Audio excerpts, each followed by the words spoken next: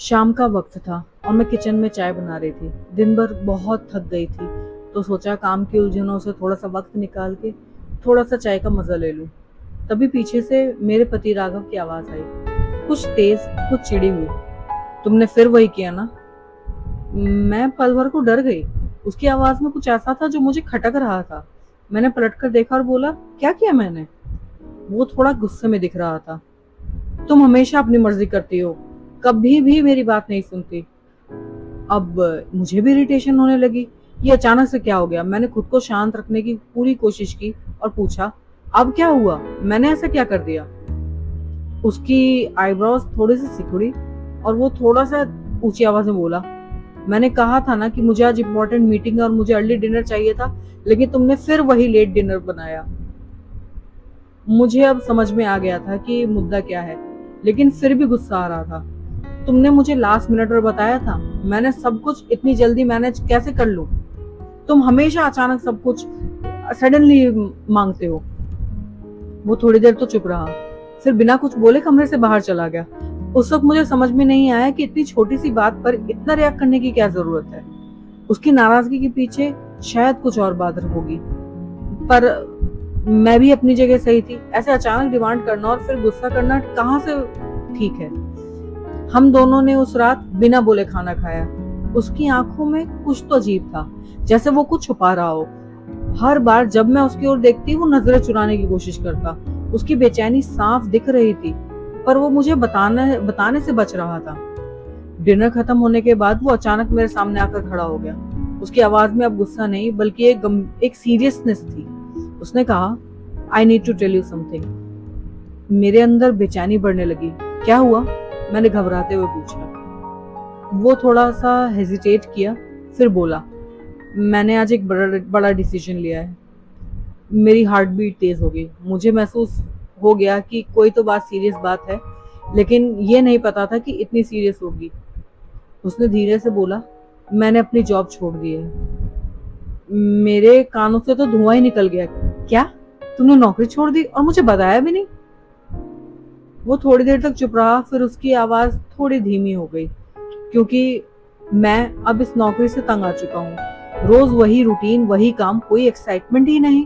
मुझे हर दिन ऐसा लगता है कि जैसे मैं कोई रोबोट हूँ, कोई मशीन हूँ जो बिना किसी मतलब के चलती जा रही है। अब राघव की बात मुझे समझ में आने लगी थी। उसकी बेचैनी का असली रीजन यही था, लेकिन मेरा भी गुस्सा जायज था। मैंने उससे कहा, तो तुम मुझसे बात कर सकते थे, इतना बड़ा डिसीजन अकेले कैसे ले सकते हो? उसने लंबी सांस भरी। मैंने सोचा, अगर मैं तुम्हें बताने लगूंगा तो तुम रिएक्ट करोगी, और ऑनेस्टली मुझे खुद भी नहीं पता कि मैं क्या चाहता हूँ। बस इतना जानता था कि अब मैं नहीं रुक सकता इस नौकरी में। मुझे कुछ अलग करना है, कुछ ऐसा जो मुझे खुशी दे। उसकी बातों में तो सच्चाई थी। मैं उसकी मुश्किल समझ रही थी, लेकिन फिर भी मुझे दुख हो रहा था कि उसने मुझसे डिस्कस भी नहीं किया।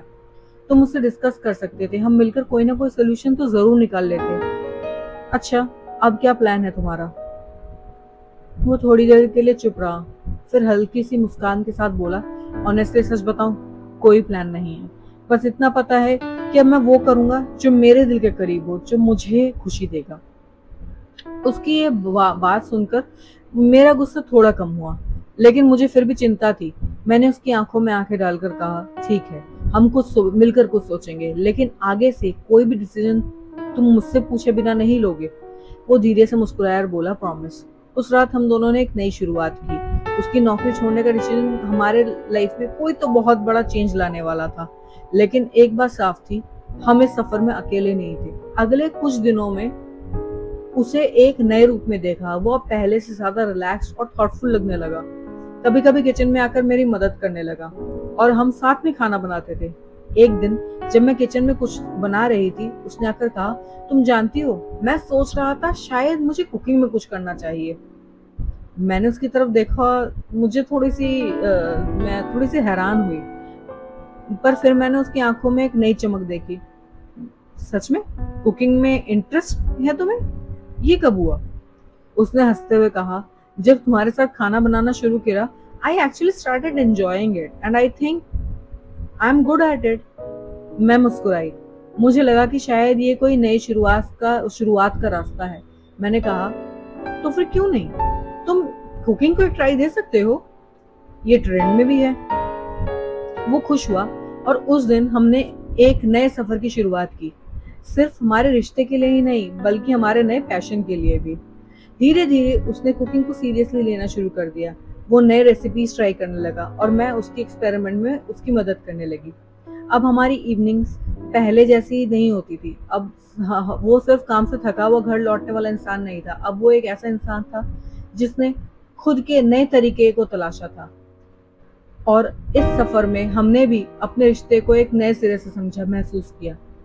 हम दोनों पहले से ज्यादा कनेक्टेड थे और इस नए वेंचर में हमारे रिश्ते को और ज्यादा गहरा कर दिया था। हम कभी कभी मुश्किलें हमारे रास्ते में आती हैं, लेकिन एक इसी वजह से ही आती हैं, और अगर हम उन्हें समझकर उनका सामना करें तो शायद वो हमें एक नई दिशा दे जाए, जैसे उस दिन छोटी सी लड़ाई ने हमारे लिए एक बड़ी शुरुआत का रास्ता खोला। उम्मीद है आपको ये कहानी पसंद आई होगी। आऊंगी नेक्स्ट वीडियो में एक नई रेसिपी के साथ और एक नई स्टोरी के साथ।